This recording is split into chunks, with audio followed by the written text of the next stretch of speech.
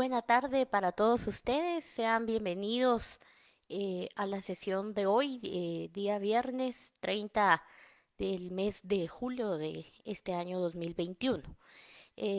Por cuestiones de organización de calendario de exámenes y evaluaciones de retrasada, hoy vamos a finalizar la clase un poco antes de lo habitual. Entonces, también parte de aprovechar el tiempo es poder dar la clase acá a través de esta transmisión en vivo a efecto de no tener algún tipo de interrupción como las que normalmente se tienen cuando estamos en las sesiones de nuestro Zoom.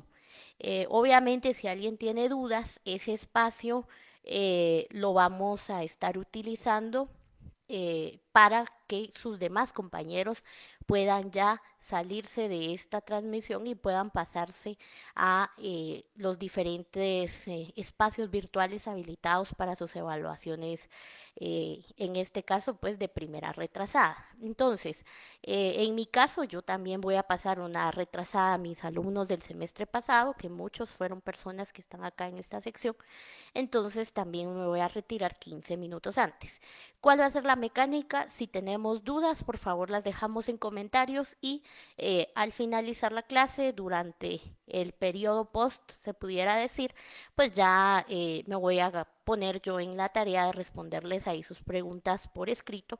Y obviamente en la sesión del día lunes, que sí tenemos sesión normal, perdón, del día miércoles, que ya tenemos sesión normal, pues podemos aclarar cualquier punto que haya quedado en el tintero.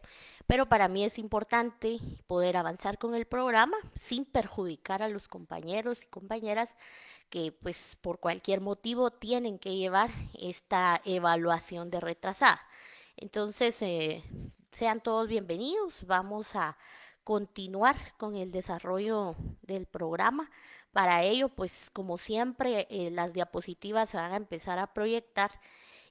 Obviamente, por la metodología que se está utilizando hoy, si no se llegara a ver algo, si no logran captar bien la imagen, aunque lo dudo, porque la verdad es que la pantalla está bastante grande, pero si hubiera algún problema, estas diapositivas sí se les van a estar compartiendo. Cuando estamos en sesión de Zoom, pues por obvias razones no, ¿verdad? Porque ustedes pueden tomar ahí capturas. Pero en todo caso, sí lo podrán hacer cuando sea, en este caso, este tipo de transmisiones. De igual forma, entonces, vamos a continuar y estábamos analizando en la sesión pasada los métodos de estudio de la sociología. Hicimos un análisis muy detallado acerca de la importancia del método analítico y hoy pues vamos a estar en el análisis del método empírico. Es importante entonces que todos ustedes recuerden que este método lleva a la sociología a poder inviscuirse en el terreno de campo, ¿verdad? En ese momento práctico de convivencia de la sociología, obviamente con el ser humano, sus relaciones humanas y algo muy importante, con esa elaboración racional de lo que por instinto en muchas ocasiones hacemos los seres humanos. Entonces recordaremos, y lo hablábamos en nuestra clase pasada, que el método empírico nos obliga entonces a pensar en la práctica y eso no nos deja otra opción que pasar por un cierto periodo de experimentación en la realidad social. Al momento de trasladarnos a la realidad social, porque es el único método que permite a la sociología el poder conocer de una manera clara los fenómenos sociales, entender por qué se entablan ciertas relaciones sociales y lo más importante, poder entender por qué se dan ciertos cambios y por qué es importante identificar esos cambios sociales. Cuando eso sucede, entonces nos damos cuenta que dentro de los métodos empíricos encontramos al método rector o método primordial dentro de esa clasificación, que es la observación.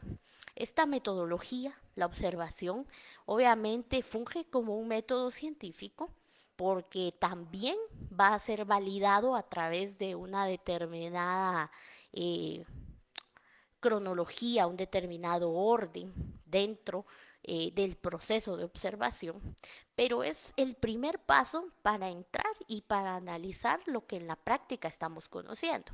Y aquí quiero llegar yo con ello, a que ustedes tengan presente que sin duda alguna el método empírico se apoya en la observación para poder ejecutarse. ¿Y cómo se va a ejecutar entonces? Esa información, ¿cómo va a procesarse a través de una simple observación? Bien, este método de observación primero debemos saber en qué consiste y debemos tener claro que el método de observación pues va a consistir sin duda alguna en hacer posible esa investigación. ¿Y eso qué quiere decir? En poder detallar lo que se está viendo. Eso quiere decir que para poder trasladarse o el canal que utiliza la sociología para estudiar la realidad de una sociedad es la observación, es poder verificar de manera propia y de manera presencial lo que esté sucediendo en la sociedad.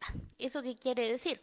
Ustedes no pueden ejercer esta metodología como lo es la observación mandando un correo electrónico o quizá recabando un ser humano en cada sociedad o en cada sector social distinto, no. A diferencia de otros métodos, como por ejemplo aquellos métodos que se apoyan en la matemática, que se apoyan en la química, que se apoyan en cosas que no son tan sociales, que pueden extraer muestras. Acá la extracción de muestras se hace a través de un análisis y en todo caso, previo a analizar, ¿qué tenemos que hacer? Observar.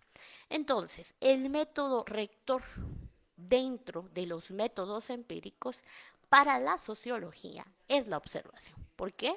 Porque lleva al investigador al campo de batalla o al campo social para que pueda de viva voz y de vista dentro del campo o dentro del lugar donde se esté dando el fenómeno social, la obligación de poder conocerlo de viva voz de quienes lo están viviendo y de quienes lo protagonizan. Entonces, la observación sin duda alguna va a ser ese primer paso y ese método rector para poder ejercer el método empírico. ¿Eso qué quiere decir? Para poder ejercer entonces la práctica y el estudio dentro de la práctica social de el hombre y sus relaciones humanas. Entonces debemos tener presente que existen distintas formas de hacer la observación. ¿Y eso qué quiere decir? Bueno, observar no solamente significa pararse en un lugar o llegar al terreno en donde existan problemas, donde existan fenómenos sociales y verlos. Eso no significa observación.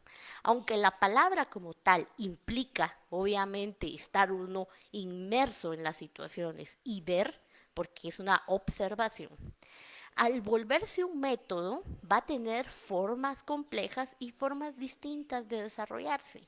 Y eso entonces nos lleva a pensar que el método empírico, conocido como observación, puede desarrollarse de distintas formas dependiendo para los efectos que se desee implementar o bien, por otro lado, dependiendo también del público o de esa muestra que se desee sacar. Depende qué es lo que vamos a estudiar. Entonces, acá les estoy yo proyectando qué tipos de observaciones existen. Entonces, el método de observación puede darse, en primer lugar, de acuerdo a esta clasificación doctrinaria, de manera simple. Y cuando hablamos de esa simplicidad, pues estamos hablando sin duda alguna de la cantidad de personas que está efectuando, está ejerciendo este método en la práctica. ¿Por qué? ¿Y por qué hacíamos alusión hace unos minutos en el público objetivo o ese objetivo sobre el cual se va a hacer el estudio o el análisis? Bien, si vamos a analizar a un grupo de incidencia pequeña, por ejemplo, quizá una sociedad de estudiantes, los cuales tienen incidencia dentro de la sección B, en este caso, por ejemplo, no vamos a necesitar a 20 investigadores rodeándolos porque ellos se van a percatar de que los estamos analizando, de que los estamos estudiando. Recuérdense que la sociología depende mucho de esos momentos espontáneos del ser humano. Recordemos que la psiquis del hombre en muchas ocasiones actúa por instinto y en otras de acuerdo a la educación que ha recibido. Entonces, para la sociología es vital la espontaneidad al momento de la experimentación. Entonces, cuando hablamos acerca, y obviamente para reconocer conocimientos, ¿verdad? Entonces, cuando hablamos de la observación simple, estamos haciendo referencia a que el estudio sociológico es y será realizado únicamente por una persona que obviamente cumpla con esas calificaciones adecuadas para poder hacer esa observación, para poder realizar de forma consciente y obviamente que no tenga ningún interés dentro de ese estudio, una persona objetiva que pueda hacer el análisis, es decir, pueda ver, ejercer la observación como tal, ver los comportamientos, describir los comportamientos de esa sociedad y obviamente posterior a ello racionalizar, estudiar, analizar e interpretar, en este caso, los comportamientos que forman parte de su observación, en este caso de su investigación. Entonces, ese método de conocimiento de carácter empírico, como es la observación simple, se va a utilizar cuando se está enfocando un estudio sociológico a un grupo, pues obviamente bastante reducido.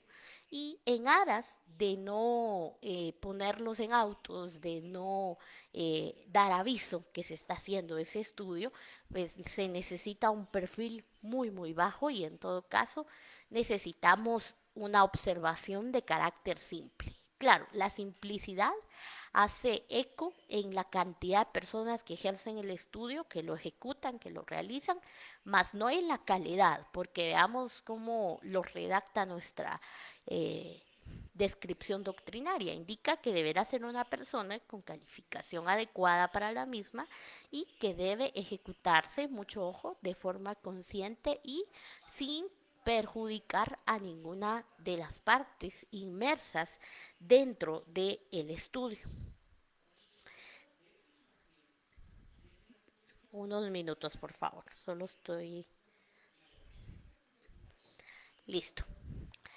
Bien, ahora entonces vamos a continuar con el siguiente o la siguiente modalidad del método empírico de observación. Ahora vamos a hablar acerca de la observación sistemática. Y cuando hablamos entonces de esa observación sistemática, estamos hablando de ese ejercicio de observación que deberá hacerse, pues como ustedes bien lo ven acá en nuestra pantalla, deberá realizarse de forma reiterada y, mucho ojo, por diferentes observadores. ¿Qué quiere decir eso? Bueno, la observación sistemática nos lleva a pensar que vamos a entonces a tener un grupo objetivo mucho más grande, el cual va a requerir mucha más atención. No podemos encargarle un estudio sociológico de quizá toda una comunidad en el interior del país o tal vez de todo un municipio, de todo un caserío a una sola persona porque no vamos a tener una efectividad. Entonces, en muchas ocasiones la observación sistemática es necesaria. Cuando ese grupo tiene una incidencia mayor y por ende tiene una ocupación de personas inmersas dentro del mismo de un carácter mayor, se necesitan más observadores. ¿Eso qué quiere decir? Más personas para observar. Pero algo importante, vean lo que dice nuestra definición, nuestro contenido doctrinario. Nos dice que esa observación sistemática deberá realizarse de forma reiterada. ¿Eso qué quiere decir? No porque sean muchos, solo van a sacar la tarea rápido y se van a retirar. No, necesitamos que esa observación, por ser sistemática, tenga diferentes pasos, diferentes procedimientos. ¿Por qué? Porque al analizar a un grupo mayor, al estudiar socialmente a un grupo mayor, tenemos sin duda alguna que fijar etapas dentro del proceso de observación, fijar un proceso interno.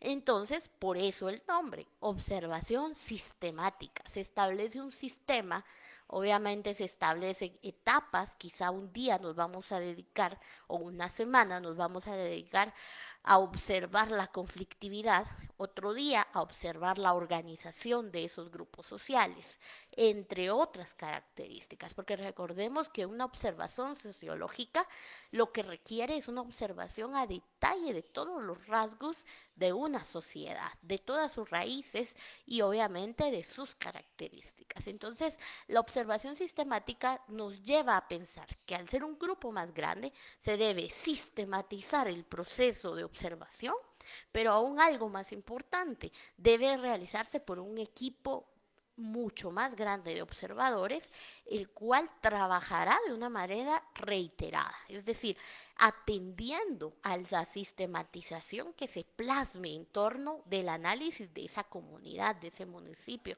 de ese país que es pues mucho más grande. Otro concepto que nos da la doctrina acerca de cómo puede darse o cómo puede realizarse este método de observación, método empírico de observación, es la observación participativa. Entonces, acá vamos a dejar atrás esos dos conceptos que abordamos hace unos minutos de una observación realizada por un tercero o una persona ajena al fenómeno social. Acá en la observación participativa hablamos acerca y vemos al observador como una de las personas que forma parte del grupo observado. Y bueno, participa en la actividad o en el fenómeno, ¿verdad? En la revolución que se esté dando durante el tiempo que dure la observación. Ahí nos lleva entonces a una infiltración. ¿Eso a qué nos lleva a pensar?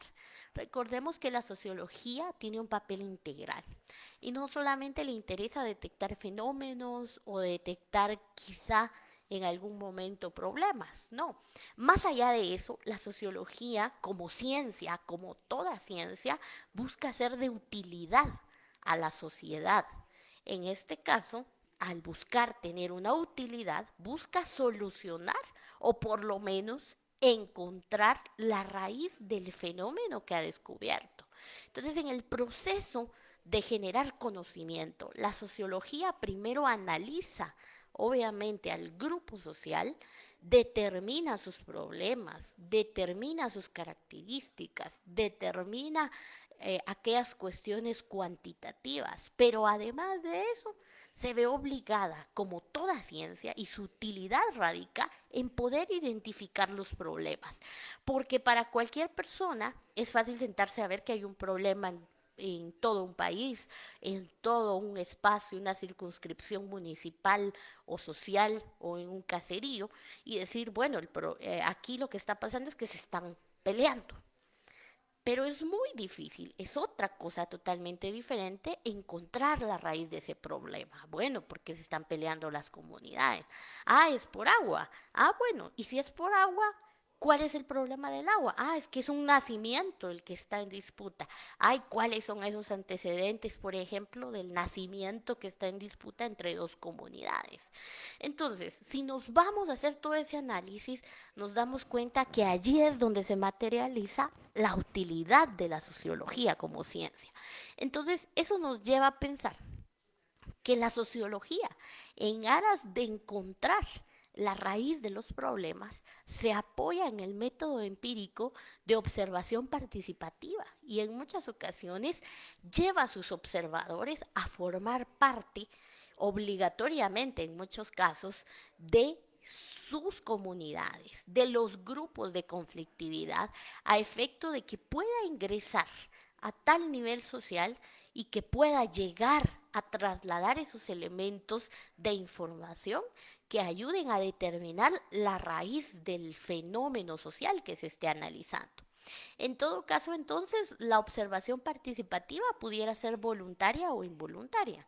En muchas ocasiones, los observadores se infiltran en las comunidades para poder conocer, en todo caso, las problemáticas dentro del estudio sociológico.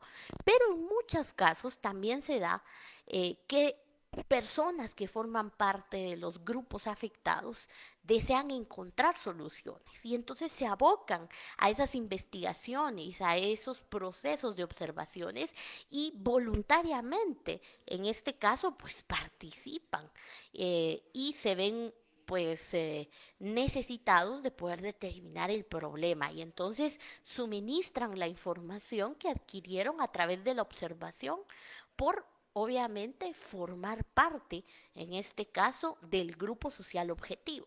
Entonces, hablamos y podemos concluir en que esta observación de carácter participativa pues va a tener a bien el poder contar con un elemento de observación que forme parte de el fenómeno social.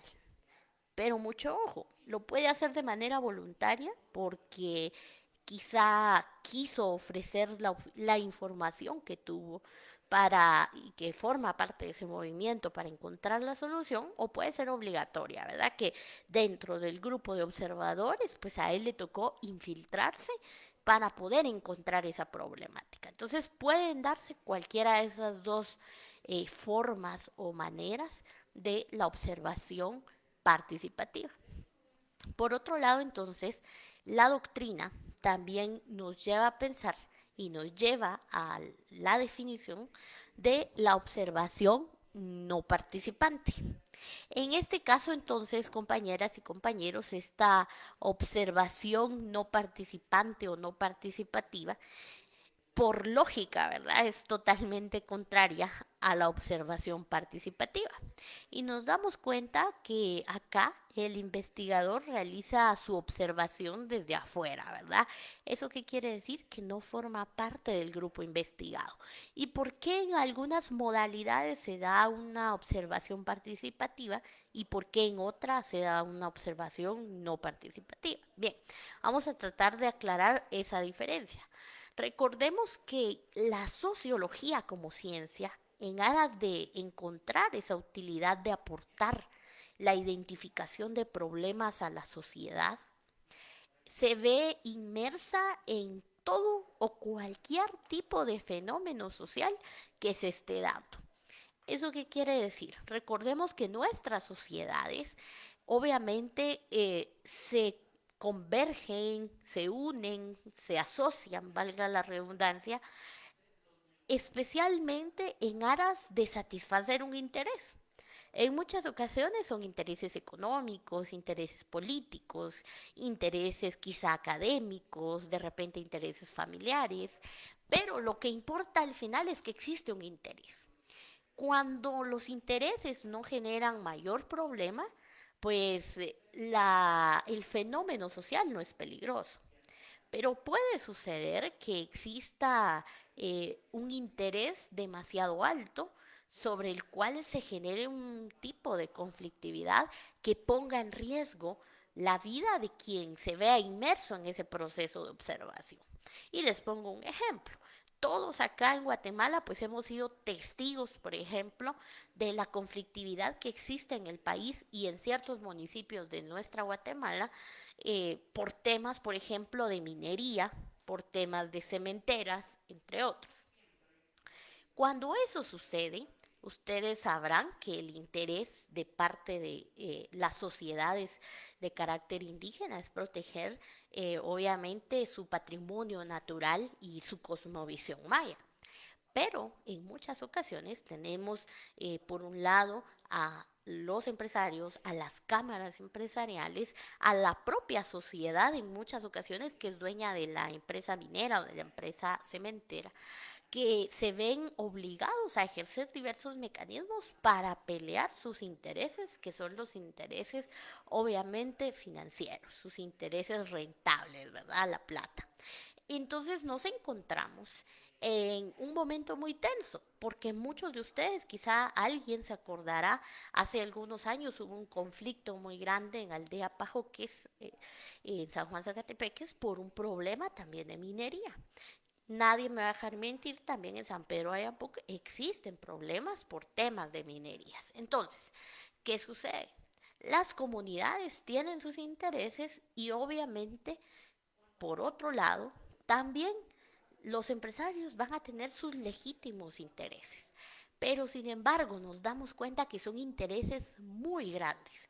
¿Por qué? Porque obviamente cuando hablamos de dinero, siempre nos vamos a ver en situaciones tensas. Y en este caso, también las comunidades indígenas en muchas ocasiones acuden a medidas de hecho porque no confían en las autoridades. Entonces, cuando esto sucede, si alguno de ustedes estuviera en un proceso de estudio sociológico del fenómeno social de la conflictividad entre los pueblos y las empresas mineras. Eso es un fenómeno social, es un problema que surge por la pelea de intereses y son cambios que van surgiendo en nuestra sociedad. ¿Qué harían ustedes? ¿Será que ustedes van, ingresan al territorio que está en conflicto y se arriesgan a cruzarse de la minera al pueblo sabiendo que pueden correr peligro, que pueden ser lastimados, que pueden morir en medio de balas cruzadas o quizá que lo confundan con alguien que es parte del conflicto y pueda sufrir algún tipo de represalia? Yo creo que nadie iría, ¿verdad?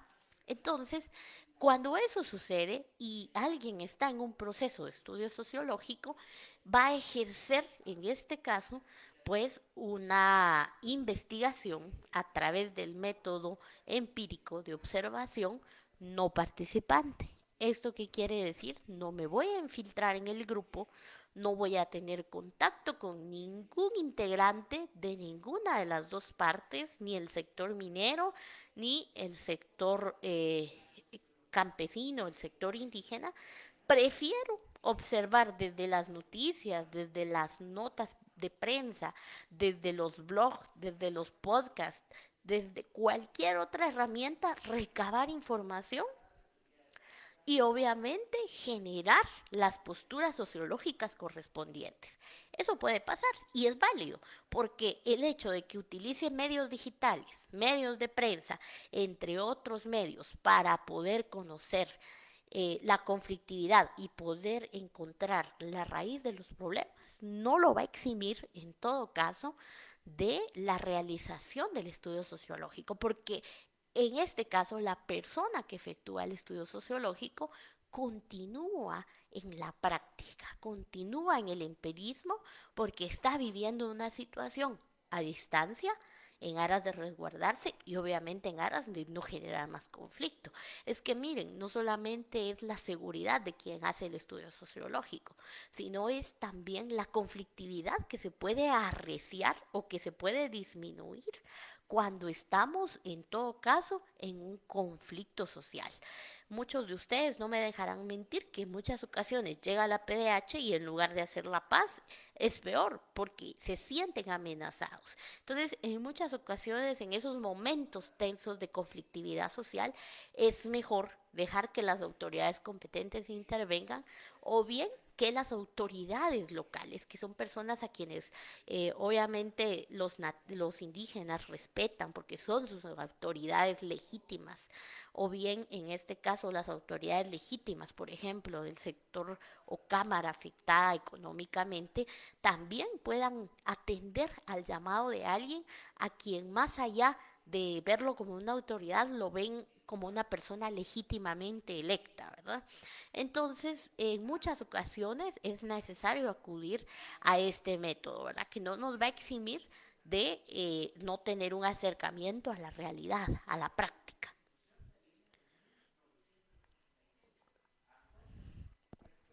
Bien, vamos a continuar.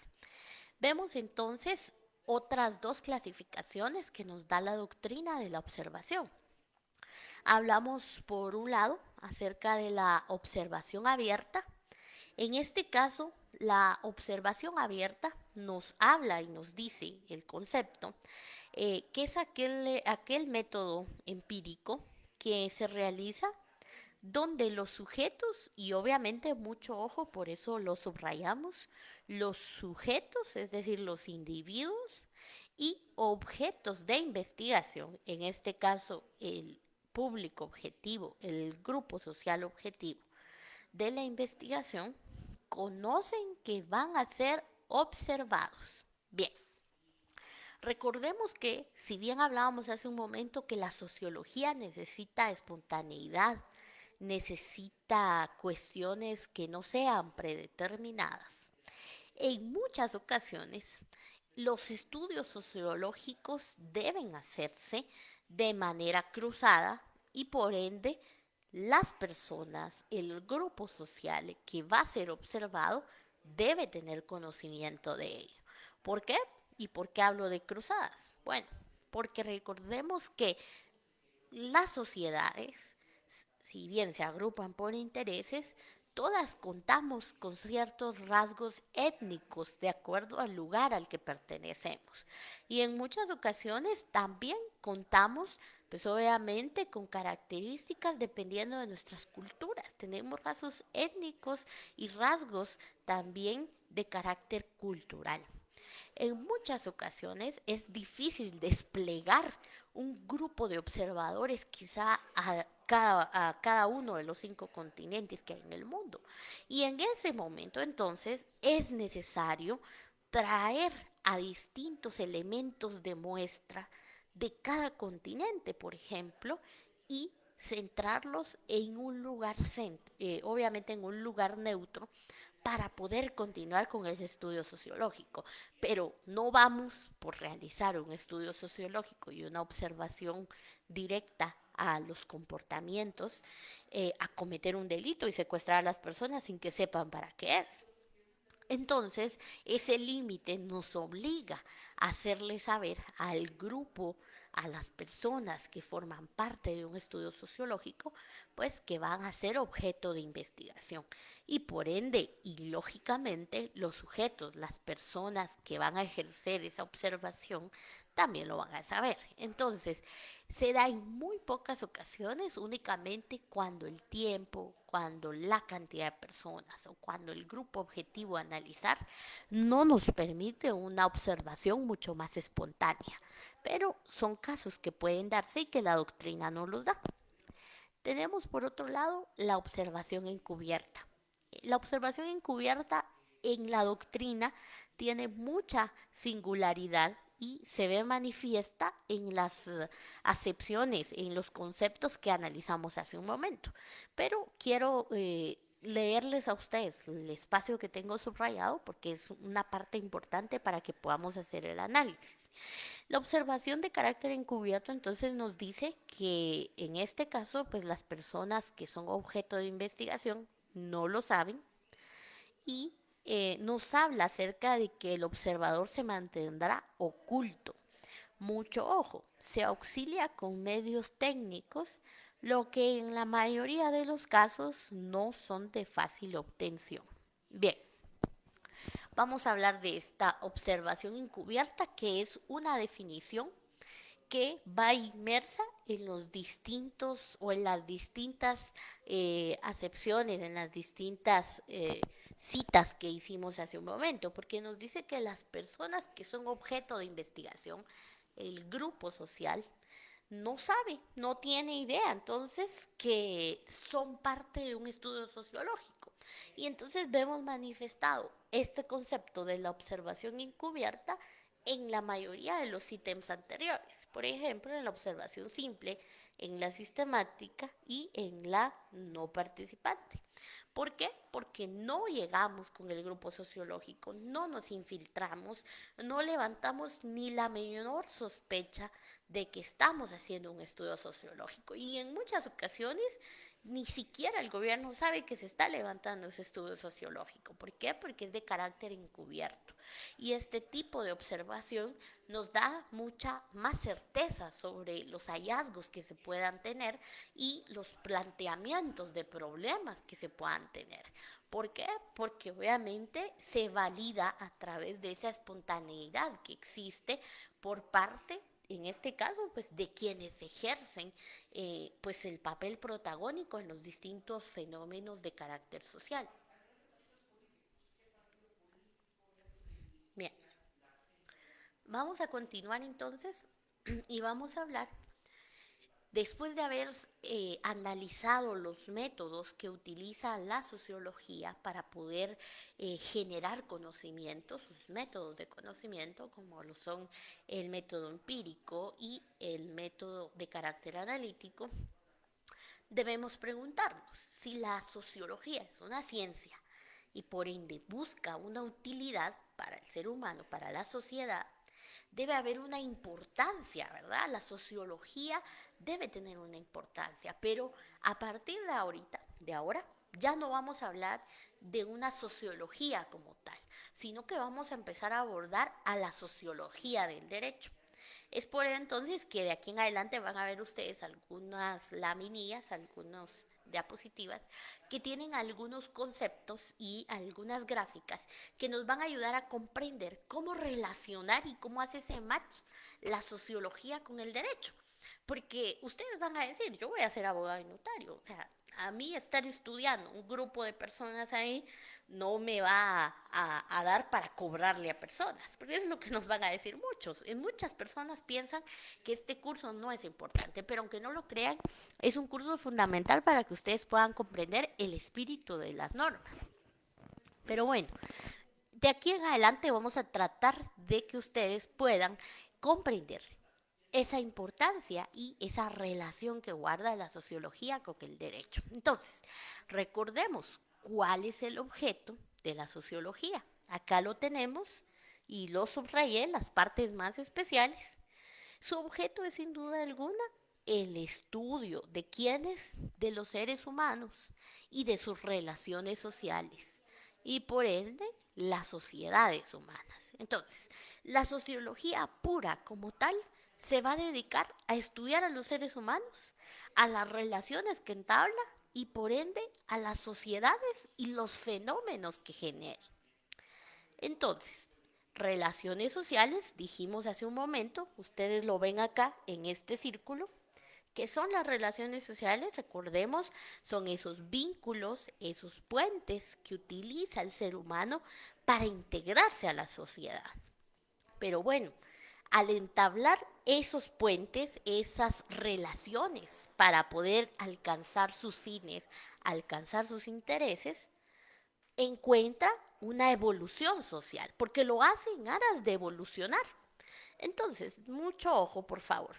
Las relaciones sociales, que son esos vínculos que generamos, más la evolución social que éstas generan, nos da un resultado. Y este resultado son los fenómenos sociales. ¿Y qué son los fenómenos sociales? Bueno, los cambios en la sociedad. Entonces, mucho ojo, porque empezamos desde lo más pequeño, desde un simple ser humano queriendo alcanzar sus intereses, se agrupa, genera relaciones, logra evolucionar, puede ser con un impacto macro, ya lo abordamos en la clase pasada, o con un impacto micro, pero no importa, evoluciona. Esa relación más la evolución nos lleva como resultado a tener fenómenos, cambios en la sociedad. Esos cambios entonces van a repercutir en muchas cosas y para ello entonces nos vamos a apoyar en este otro espacio, en este otro esquema. Y continuamos bajo el título de la importancia de la sociología en el derecho. ¿Y por qué hablamos de esa importancia? ¿De qué me sirve a mí la sociología? Traduciéndolo al castellano, importancia. ¿De qué me sirve la sociología en el derecho? Bueno, vamos a leer entonces, antes de hacer el análisis de las gráficas, qué es la sociología del derecho. Y bueno, recordaremos que la sociología del derecho se va a figurar, ya lo hablamos hace un momento, como una ciencia, porque busca tener utilidad. Y mucho ojo, cuyo fin es descubrir las leyes o causas. Por favor, yo no lo subrayé, subrayenlo ustedes. El fin de la sociología del derecho, descubrir las leyes o causas que explican el nacimiento, mucho ojo, el nacimiento, el origen, el desarrollo y los diferentes sistemas e instituciones del derecho, trabajando para el efecto dentro del marco de la sociología general. Entonces, mucho ojo. Recordemos que si la sociología se dedica a estudiar al hombre, al ser humano, a sus relaciones humanas, en muchas ocasiones también debe tener una utilidad. Entonces, recordemos qué es el derecho. Yo estoy segura entonces que muchos estarán recordando aquellas definiciones que ustedes vieron el año pasado en sus distintos cursos y modalidades de introducción al derecho. Y vamos a utilizar una definición muy general para no entrar en dirimir posturas sobre la definición del derecho, porque no estamos aquí para eso. Pero en general recordarán ustedes que el derecho se va a definir como ese conjunto de normas, de doctrinas, de escuelas, que sin duda alguna pues nacen o surgen para regular algo. Y recuerden, regular la conducta del hombre en la sociedad. ¿Eso qué quiere decir? El derecho existe como ese elemento que puede manifestarse a través de normas, a través de instituciones jurídicas o de escuelas jurídicas de pensamiento que van a tener como fin primordial poder establecer ese orden en el comportamiento del hombre en la sociedad. Entonces, si la sociología va a buscar la raíz de los problemas, el derecho la complementa, porque la sociología le pone a la vista al derecho cuál es la raíz de los problemas, cuáles son los elementos, las características de un fenómeno social que hablábamos en la gráfica pasada, esos cambios dentro de la sociedad, esos estallidos sociales. Y obviamente a través del derecho se ejecutan lo que habla nuestra diapositiva acá. Las leyes se generan, se descubren las leyes y obviamente se logra describir el nacimiento, el desarrollo de diferentes instituciones del derecho, trabajando entonces dentro del marco de la sociología general. Entonces, la sociología general trae y pone a la vista de los estudiosos del derecho los problemas sociales, los fenómenos sociales, sus características, la raíz de los problemas identificado a través de la práctica, y de esa cuenta el derecho entra a regular. ¿Por qué? Porque si no existiera el derecho, estuviéramos llenos de estudios sociológicos, diciendo las personas roban porque no tienen empleo, roban en muchas ocasiones por quizá ya una práctica consecuente, roban por desintegración familiar, se suicidan por ciertas causas, por ciertos elementos, pero no hubieran soluciones, no hubiera un elemento coercitivo dentro del Estado que cree condiciones, que cree normativas, que cree instituciones jurídicas para enmendar esos problemas. Entonces, la sociología y el derecho se complementan, porque el derecho no puede regular lo que no conoce, pero la sociología puede conocer mucho y no regular nada. Entonces, aquí le vamos a encontrar el sentido a la definición de la sociología del derecho, porque obviamente la sociología del derecho, por ser sociología, va a ser una ciencia. Desde ahí tiene un objeto, tener una utilidad. Y su fin, obviamente, va a ser orientar ese estudio sociológico a descubrir las soluciones jurídicas. Y mucho ojo, descubrir leyes, eso quiere decir descubrir cuál va a ser la nueva normativa para regular todas aquellas acciones ilícitas o aquellas acciones que generan estallidos sociales que en muchas ocasiones son negativas, o bien explicar el nacimiento. Miren, recuerden que el derecho no solamente son leyes, son instituciones. Cuando hablamos de instituciones hablamos de figuras jurídicas. En todo caso, entonces, explicar el nacimiento de cómo se pueden desarrollar diferentes sistemas, figuras jurídicas de derecho que trabajen para el efecto dentro del marco de la sociología general. ¿Eso qué quiere decir? Dentro del marco de la información que la sociología le proporcione al derecho. Entonces, después de este análisis, nos vamos a nuestra pequeña gráfica y vamos a hacer también un análisis de suma. Y nos damos cuenta acerca de que esos estallidos sociales que encontramos acá, llamados fenómenos sociales, pueden regularse, pueden sumarse, pueden combinarse con conductas sociales. ¿Qué tipos de conductas? Algunas pueden estar reguladas y otras no. Y la sumatoria de los mismos, recordemos que estas conductas sociales devienen de los fenómenos sociales. Los mismos, obviamente, van a desembocar en la creación de diferentes sistemas e instituciones del derecho. Entonces, vamos a tomar un ejemplo y hasta acá nos vamos a quedar con este ejemplo que les voy a dar ya por la hora, no me había percatado de la hora. Un fenómeno social. Vámonos al fenómeno social de la violencia intrafamiliar y seamos más específicos, vámonos al fenómeno social de la violencia contra la mujer. Bien, hasta antes del año 2008 teníamos una cantidad de estudios hechos por ONGs, realizados por instituciones, algunas instituciones que trabajaban de carácter gubernamental en pro de la mujer, aún estudios de carácter cultural, determinando por qué en Centroamérica, por qué en Latinoamérica existe tanto machismo y por qué las mujeres eran maltratadas en muchas ocasiones, pues normalmente por su conviviente, por su cónyuge. Entonces, antes de 2008 solamente eso existía.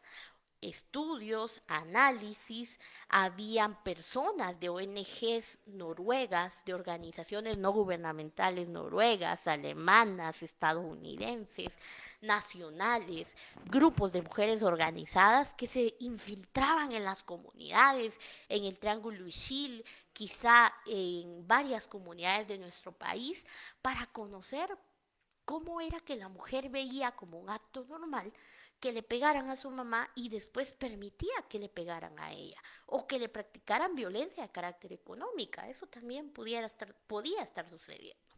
Entonces, hasta ese momento lo que teníamos era un fenómeno social. ¿Eso qué quería decir? El problema crecía, crecía, crecía, el problema era analizado, pero no pasaba nada.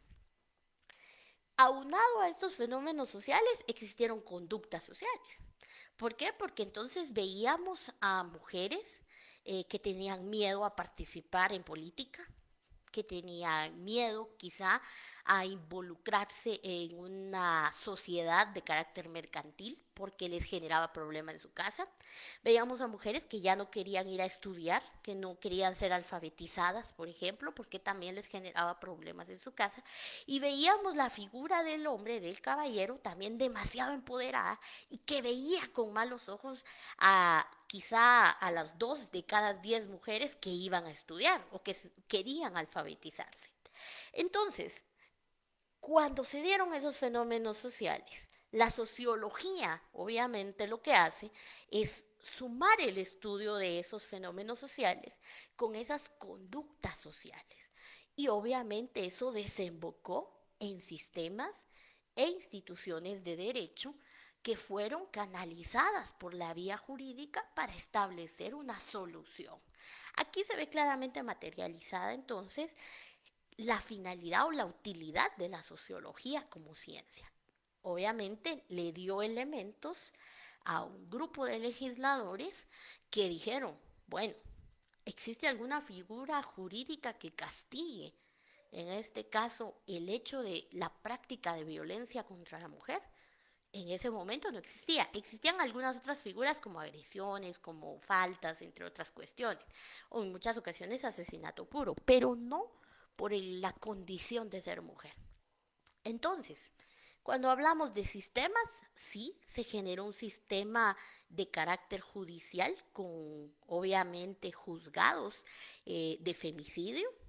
Cuando hablamos de instituciones, no solamente hablamos de entidades públicas, sino que nos estamos refiriendo a figuras jurídicas. Se creó la figura jurídica, obviamente, en este caso, de la defensa de los derechos de las mujeres, denominado Obviamente el femicidio es una figura jurídica, porque el femicidio como concepto significa esa condición de vulnerabilidad que le da a la mujer, obviamente el simple hecho de serlo, frente a rasgos culturales que en muchas ocasiones desembocan en agresiones, que pueden ser de cualquier tipo, ya lo hemos hablado, económicas, en muchas ocasiones de carácter físico, entre otras.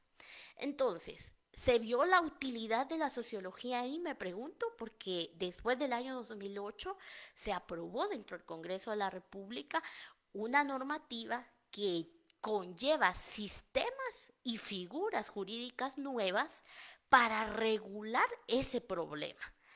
Que si ha disminuido o no ha disminuido es un problema ya mucho más cultural.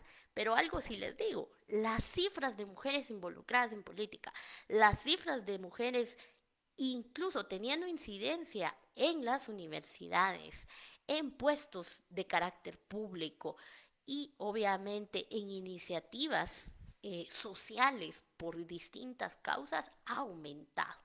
¿Ha tenido una utilidad la sociología? Sí, porque si no hubiera tenido un respaldo social, un respaldo de problemas, una identificación cultural y de carácter de género, obviamente las personas que movieron el tema de la iniciativa de ley de femicidio en el año 2008 en el Congreso, pues no hubieran tenido un sustento y no hubieran tenido un problema que solucionar. Aquí es donde entonces vemos cómo la sociología complementa al derecho y viceversa, porque antes de 2008 había mucho conocimiento y obviamente no existía ninguna legislación, no existía un orden, pero viene el derecho, toma ese conocimiento que da la sociología y le da una utilidad. Dice, bueno, si esto está pasando, si este es el problema, regulemos. Pero para regular necesitaba un respaldo y viceversa, ¿verdad? Para poder pedir que regulemos algo necesitamos exponer el problema. Entonces nos damos cuenta de la importancia de la sociología.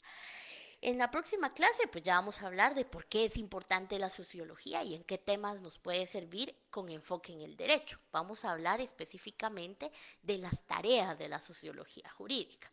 Pero bueno, para poder agotar la clase de la tarde de hoy, por acá tengo yo ya las 6:51 y muchos tienen ya hoy examen de retrasada. Entonces vamos a finalizar acá y las diapositivas, las de hoy, sí se comparten, no se preocupen.